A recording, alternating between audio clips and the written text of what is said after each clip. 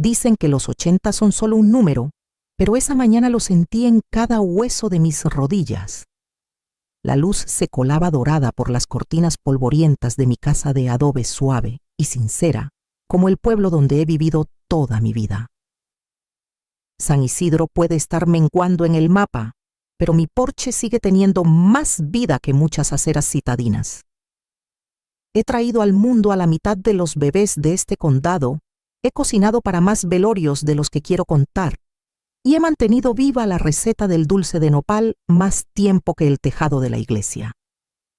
Mi casa siempre ha sido el corazón de todo. No porque sea grande, válgame, no lo es, sino porque es cálida. Huele a canela cedro añejo y esas historias que solo se cuentan cuando el pan de elote aún está caliente. Nunca volví a casarme tras perder a Juan, pero crié a Sofía sola, y la comunidad llenó los huecos. Me llamaban Mariana, la de las manos que sanaban, alimentaban, consolaban, regañaban. Este cumpleaños, mi 80 iba a ser sencillo. Solo tamales, ponche y quien quisiera pasar a saludar. Nada de invitaciones formales, solo esa reunión donde siempre sobran sillas plegables y los niños terminan bailando descalzos en la tierra. Sofía llegó primero horas antes que nadie. Traía ese suéter amarillo que siempre le dije que le iluminaba la cara, aunque se veía cansada debajo de él. Su sonrisa estaba tensa como cosida con cuidado. «Feliz cumpleaños», mamá dijo, abrazándome un poco más de lo necesario. Luego metió la mano en su bolsa y sacó un termo pequeño. «Te traje algo especial. Sí, té de hierbas, de una tiendita en Querétaro. Dicen que es bueno para las articulaciones. Una amiga jura que funciona». Lo sirvió despacio en mi taza favorita de cerámica blanca con el borde astillado por los años. El vapor traía un olor raro amargo, pero no quise herirla. Sonreí y tomé el primer sorbo.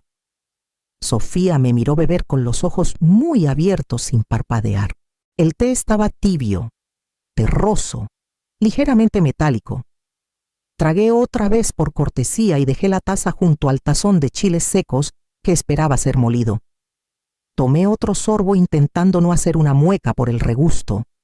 Ahora era más fuerte, como si me traicionara a medio camino en la garganta. Sonreí de todos modos. «Sabe, intenso», dije.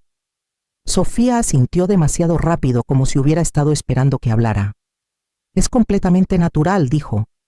«Cosas como manzanilla salvia, tal vez un poco de raíz de valeriana. Remedios de los de antes, ¿sabes? Lo sabía. Yo había preparado mis propios tés mucho antes de que ella naciera, pero esto no sabía a nada que hubiera puesto en una olla». Aún así asentí y le di una palmadita en la mano. La mirada que me dio fue extraña, demasiado fija, demasiado concentrada. Mi Sofía, siempre volátil, siempre quitándole importancia a todo con una risa. Pero hoy estaba callada, apenas parpadeaba como si me estuviera estudiando para un examen que no sabía que tenía. Algo dentro de mí se inquietó, no en el cuerpo, sino en un lugar más antiguo, más profundo.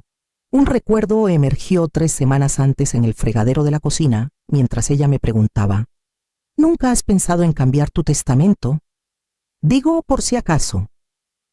Me reí y le dije que no, que todo estaba arreglado, que la casa sería para Diego y los niños.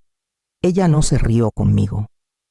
Solo preguntó cuánto quedaba en el banco con ese tono casual que usaba cuando no quería sonar interesada. En ese momento me dije que no era nada. Solo curiosidad, solo una hija pensando en el futuro. Sacudí el pensamiento. La taza estaba casi vacía. Mis manos temblaban un poco al dejarla, pero le eché la culpa a la artritis. Sofía se levantó y fue hacia la cocina diciendo algo sobre revisar los tamales. Sus pasos no sonaban reales detrás de mí, demasiado silenciosos para una mujer que siempre había pisado fuerte por la vida. La habitación se sentía más pesada de lo normal. Mis párpados se caían, mi respiración se atoraba de forma extraña. Y entonces llegó el primer calambre fuerte y bajo, como un nudo apretándose detrás de mis costillas. Intenté alcanzar el borde de la mesa, pero mis dedos no dieron con él. Las voces comenzaron a filtrarse desde la reja del frente, risas, saludos, alguien gritando que había traído tortillas de más. La casa cobraba vida como siempre en los días de fiesta, pero mi cuerpo no seguía el paso. Me puse de pie para recibir a los primeros invitados, pero el suelo se inclinó bajo mis pies. Mis rodillas cedieron antes de que pudiera pedir ayuda. Caí duro contra la madera, mi mejilla presionada contra los azulejos fríos. La bilis vino después caliente, amarga, subiendo rápido. Rodé de lado y vomité hasta que la garganta me ardió. El ruido debió llegar lejos porque escuché pasos apresurados por el pasillo. «¡Didao, mamá!».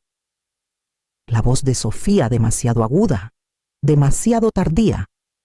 Se arrodilló a mi lado, me tocó la frente y se quedó inmóvil. Lo vi en sus ojos duda, cálculo. Luego un grito: «Diego, ayúdame, algo le pasa». Ya estaba medio oída, las paredes respiraban, el techo se retorcía. Mi pecho se sentía aplastado como si algo invisible lo estrujara desde dentro. Diego entró corriendo, se arrodilló y me abrazó como lo hizo la noche que murió Juan. «Vamos al hospital ahora mismo», ordenó. Me subieron al asiento trasero Sofía a mi lado, sosteniendo mi mano con dedos fríos y húmedos. No podía hablar, no con ese sabor amargo llenándome la boca. Pero observé sus ojos cómo se movían, no hacia mí, no hacia el camino, sino una y otra vez hacia su reloj. Tic, tic, tic, como si estuviera esperando que algo terminara. Diego manejó como si lo persiguiera el diablo. Claxones sonando, su voz quebrándose mientras me suplicaba que no cerrara los ojos. Lo intenté, de verdad lo intenté. En la sala de emergencias todo se volvió fluorescente y rápido. Un torbellino de voces, ruedas, guantes de látex. Un doctor se inclinó sobre mí, su rostro joven tenso detrás de una mascarilla. «Señora, ¿sabe qué comió o bebió?». Mis labios apenas se movieron. Las palabras sabían a ceniza. «Té, me lo dio mi hija». Los ojos del doctor se agudizaron. Se volvió hacia la enfermera. «Hagan un análisis toxicológico». Ahora. Estaba bajo las luces frías del hospital con cables cruzándome el pecho, tubos en ambos brazos. El pitido a mi lado era constante, pero cada latido parecía una pregunta que aún no podía responder. Mi boca estaba seca, mi cuerpo pesado, pero mis oídos funcionaban perfectamente. El doctor Vargas, calmado pero cortante, hablaba con una enfermera justo afuera de la cortina. Frecuencia cardíaca elevada, ritmo irregular, sudoración, náuseas, alucinaciones. Hagan el análisis toxicológico. Quiero confirmar exposición a alcaloides, revisen datura, belladona, escopolamina. El nombre me golpeó como agua helada. Datura. Mi abuela me advertía de niña sobre ella. Parece flor, pero te arranca el corazón, decía. Siempre pensé que exageraba. Se movieron rápido después de eso. Análisis de sangre, suero algo frío en la intravenosa. Entraba y salía de la conciencia viendo el techo girar en espirales lentas. El tiempo pasó o tal vez se dobló. Cuando volví, el doctor Vargas estaba al pie de mi cama con una tabla en la mano y una sombra en los ojos. «Fue envenenada», dijo en voz baja, como si no quisiera asustarme más de lo que ya estaba. «Hay datura en su sangre, una cantidad significativa». Lo miré parpadeando lentamente. Estamos tratando los síntomas y llegó a tiempo, pero alguien preparó ese té sabiendo exactamente lo que hacía. Escuché una voz suave detrás de la cortina. «Doctor», yo le di el té, pero solo eran hierbas. Manzanilla, menta, un poco de valeriana. Era Sofía. Su voz temblaba, pero no sonaba a miedo. Sonaba ensayada. El doctor Vargas la miró. «¿De dónde sacó las hierbas?». «De una señora en el mercado», dijo. «Una curandera local». Mi respiración se detuvo. Mis manos se cerraron bajo la sábana. Los cajones. Ahora lo recordaba. Hace una semana Sofía estuvo husmeando cerca de mi escritorio. Se rió cuando le pregunté qué hacía, dijo que buscaba estampillas. pero esa misma tarde noté que el sobre con mis papeles del banco estaba desordenado. La hoja con mis contraseñas no estaba detrás del marco de la foto. Me dije que eran imaginaciones mías. Ahora sabía que no. La miré parada allí, retorciéndose las manos y mirando al suelo, y por primera vez en mi vida no reconocí a mi propia hija. A la mañana siguiente llegó el golpe. Firme sin prisas, pero con el peso de algo que no se va fácilmente. Una enfermera abrió la cortina y señaló al hombre que esperaba afuera, alto, mandíbula cuadrada, cabello canoso, bajo un sombrero vaquero beige. Entró con un asentimiento cortés y una libreta gastada en la mano. Señora, soy el oficial Ramírez del departamento del sheriff de San Isidro. Necesito hacerle unas preguntas si se siente con fuerzas. Asentí lentamente. La garganta aún me ardía al tragar, pero estaba lo bastante despierta para saber que la ley no visita hospitales solo para checar la presión. Ya hablamos con el doctor de urgencias, dijo. El análisis toxicológico confirmó una alta concentración de datura. En la calle le dicen hierba del diablo, algunos la llaman trompeta del demonio. Es rara, pero crece silvestre por aquí. Una flor blanca bonita, muy peligrosa en las manos equivocadas. Cerré los ojos. Todavía podía ver la taza en el mostrador. Hicimos un registro rápido de su casa, continuó. Con el permiso de su yerno, el señor Diego, encontramos restos de plantas en la basura de la cocina. Hojas secas, tallos, cáscaras de semillas. También una licuadora con residuos que dieron positivo. Coincide con el compuesto en su sangre. Su voz no cambió, solo firme, directa. Señora Mariana, tengo que preguntar, ¿quién tuvo acceso a su cocina la mañana de su colapso? Lo miré por un largo rato. Él esperó. No era una pregunta difícil, pero decirlo en voz alta lo haría real de una manera que mi corazón aún no estaba listo para aceptar. Mi voz sonó como grava, pero salió. Mi hija, dije. Sofía. Llegó temprano. Dijo que quería ayudar. Anotó, luego hizo una pausa, y ella preparó el té. No respondí de inmediato. Todavía podía escuchar su voz en mis oídos, suave, dulce, cuidadosa. Es para tus articulaciones, mamá. Quise creerle. Quise creer que el amor era seguridad. Sí, susurré finalmente. Ella lo sirvió. Me vio tomarlo. El oficial Ramírez asintió una vez, luego cerró su libreta con suavidad. Nos encargaremos de esto, señora. Se fue y con él la última de mis dudas. Estaba de vuelta en casa al final de la semana, más débil que nunca, pero más firme en lo que importaba. El aire en la casa había cambiado. Hasta las paredes parecían estar escuchando ahora. Sofía apareció ese domingo con una bolsa de mandado y tarareando como si nada hubiera pasado. Me besó la frente, limpió los mostradores, revisó el correo. Su voz era dulce como miel, preguntándome cómo me sentía, si necesitaba algo, si quería que cocinara algo ligero. La dejé acomodarse. La observé fingir. Y cuando su actuación comenzó a desmoronarse, saqué la vieja silla de cedro y me senté frente a ella. ¿Por qué, Sofía?, pregunté en voz baja. Te crié con las manos abiertas. Se quedó inmóvil a medio paso, la cuchara en su mano tintineando contra el tazón. No respondió de inmediato. En cambio, se sentó frente a mí, como una niña atrapada robando. Sus hombros cayeron. Su rostro desprovisto de encanto parecía más viejo que el mío por un momento. No quería hacerte daño, dijo. Solo no vi otra salida. No hablé. Quería que continuara. Necesitaba escuchar toda la verdad. Debo dinero, susurró. Mucho. Apuestas. Máquinas tragamonedas. Empezó como algo pequeño, pero se me salió de control. Luego vinieron unos hombres, no de los que solo mandan cartas de recordatorio. Fueron a la casa una vez. Dijeron que la próxima vez se llevarían algo más que el coche. Estaba llorando ahora, pero no la consolé.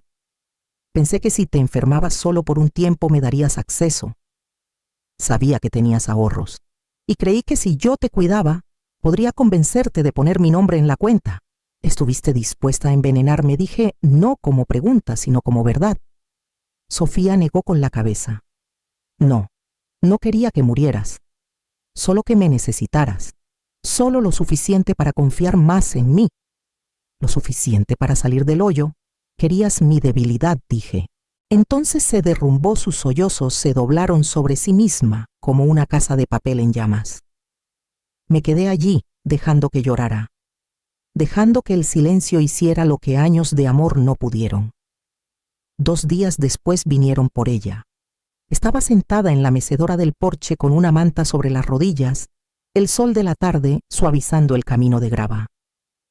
Sofía llegó en el viejo sedán de Diego, salió con una bolsa de mandado y saludó como si fuera cualquier otra tarde. No vio al oficial hasta que salió de detrás del árbol de palo verde. El oficial Ramírez lo seguía con la orden de arresto en la mano. Cuando dijo su nombre, ella se giró y todo el color se le fue del rostro. No pensé que llegaría tan lejos, susurró retrocediendo hacia el coche. Mamá, por favor, ¿no podemos hablar? No me moví. No respondí. No me quedaban palabras para esta parte. La esposaron con suavidad, le dijeron que podía despedirse. No aceptó la oferta. Solo me miró con algo que no era exactamente remordimiento, más bien incredulidad de que su historia finalmente había terminado. Diego llegó tarde esa noche destrozado. Se sentó en la mesa de la cocina con los papeles del divorcio en las manos. No lo sabía, dijo. No lo vi. No quería que lo vieras, le dije. Asintió mirando a través de la pared, como si al mirarlo suficientemente fuerte pudiera ver los años que vivieron juntos deshacerse al revés. Lo más difícil vino a la mañana siguiente. Luna y Camilo estaban en el sofá pequeños y suaves, esperando que alguien les explicara qué había cambiado. Camilo preguntó si su mamá seguía enferma. Luna quería saber cuándo volvería. Me arrodillé frente a ellos, alisándoles el cabello, mirando esos ojos que aún creían en respuestas simples. Su mamá cometió un error, dije, uno grande, y ahora está en un lugar donde la están ayudando. Asintieron porque confiaban en mí, porque eran demasiado pequeños para entender palabras como delito, traición o veneno. No mentí, pero tampoco les di el peso de la verdad. Algunas verdades no caben en los hombros de un niño. Esa noche, mientras dormían acurrucados, como comas gemelas en la cama junto a la mía, doblé el suéter amarillo de Sofía y lo guardé al fondo del closet. La primavera llegó con suavidad, como si supiera que ya habíamos tenido suficiente de cosas cortantes. El aire se aligeró. Los niños volvieron a correr descalzos, y me encontré atraída por el pedazo de tierra detrás del porche, el que Sofía decía que estaba demasiado seco para ser útil. Cavé de todos modos. Manzanilla, lavanda, toronjil, hierbas tranquilas que calman sin adormecer, que sanan sin robar. Las planté en hileras prolijas, las regué con cuidado y las vi crecer como si estuviera recuperando algo que no sabía que había perdido. Diego puso un banco pequeño allí atrás donde me sentaba por las tardes, dejando que el crepúsculo se asentara en mis huesos. Los niños me traían libros, dibujos o simplemente su compañía. A veces Luna pedía que le hiciera el té especial otra vez, el de miel y leche tibia sin sorpresas. Siempre decía que sí.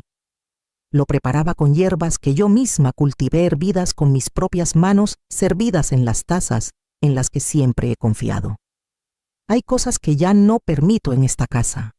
Nada de hojas desconocidas, nada de frascos sin etiqueta y nada de silencio cuando algo se siente mal. La paz no es olvidar. Es plantar lo que confías, cuidar lo que es tuyo y dejar que lo demás se marchite como maleza vieja. Por las noches, cuando la casa se aquieta y los niños duermen, a veces escucho el eco de los pasos de Sofía en el pasillo, suaves como el remordimiento. Ya no sigo ese sonido. Lo dejo pasar. El jardín florece de todos modos. Había señales, claro. Siempre las hay. Solo que no las llamas así hasta que es demasiado tarde. La primera vez que Sofía preguntó por el saldo de mi cuenta, lo envolvió en preocupación. No sigues guardando dinero en el cajón de la costura, ¿verdad?, dijo, riendo como si fuera por mi seguridad. Pensé que estaba preocupada por mí. No vi la intención. Cuando preguntó de nuevo esta vez sobre mi testamento, me dije que solo estaba siendo responsable, planeando el futuro. Se sentía bien de una manera extraña pensar que le importaba qué pasaría cuando yo me fuera. Pero aún no me he ido. Dejé pasar esas preguntas porque quería tanto creer que nos estábamos acercando de nuevo. Había estado distante durante años, siempre persiguiendo algo, trabajos, distracciones, excusas, pero últimamente estaba más presente, ayudando, sonriendo, recordando mi taza favorita. Confundí su presencia con cariño, confundí su necesidad con amor. Eso es lo que nadie te advierte, cómo el deber puede disfrazarse de afecto y cómo la necesidad puede vestirse de bondad cuando está desesperada. Mirando hacia atrás, creo que una parte de mí lo sabía. Tal vez no con palabras, pero en la forma en que mi estómago se tensaba cuando ella se quedaba demasiado tiempo cerca del escritorio, o cómo me despertaba a medianoche después de nuestras charlas inquieta sin saber por qué. Me dije que era la edad, los nervios, demasiados recuerdos, pero era instinto. Era la voz que aprendí a callar en favor de la armonía, en favor de la familia. Ahora lo veo todo claro como el cristal, y ya no me encojo ante ello. Solo planto más hondo, escucho antes y preparo el té yo misma. Los niños me llaman Abufuego ahora. Camilo lo inventó el invierno pasado cuando arreglé un calentador roto con nada más que cuerda y terquedad. Eres la abuela que nunca se apaga, dijo con la voz llena de maravilla. Me reí, pero el nombre se quedó. Abufuego. Me han llamado cosas peores. Pasamos las tardes bajo el higo que aún cree que vive en un clima más suave. Luna trae sus libros, Camilo sus dibujos, y yo traigo mi silencio. Es lo único que nunca se me acaba ahora. Ayer una vecina nueva en el pueblo pasó por casa, una mujer amable. Trajo un frasco de té de hierbas que ella misma preparó. Para los nervios, dijo sonriendo ampliamente: toronjil y rosa, muy relajante. Le agradecí con toda la gracia que pude, pero no tomé la taza. Solo la puse con cuidado en la baranda del porche y dije que la probaría después. Nunca llegó el después. En cambio entré, llené la tetera y elegí mis propias hierbas, las que planté, las que sequé, las que nunca me mintieron. El vapor subió como un recuerdo cálido y limpio. Sostuve la taza cerca y me tomé mi tiempo. Así hago casi todo ahora. Ya no le temo al veneno. No está solo en la taza. Está en el silencio, en las segundas oportunidades que das demasiado fácil, en las preguntas que finges no escuchar. He aprendido a escuchar de otra manera. La gente dice que tuve suerte, que sobreviví a algo inimaginable. Pero no fue suerte, fue negarme. Negarme a creer que la bondad es siempre segura.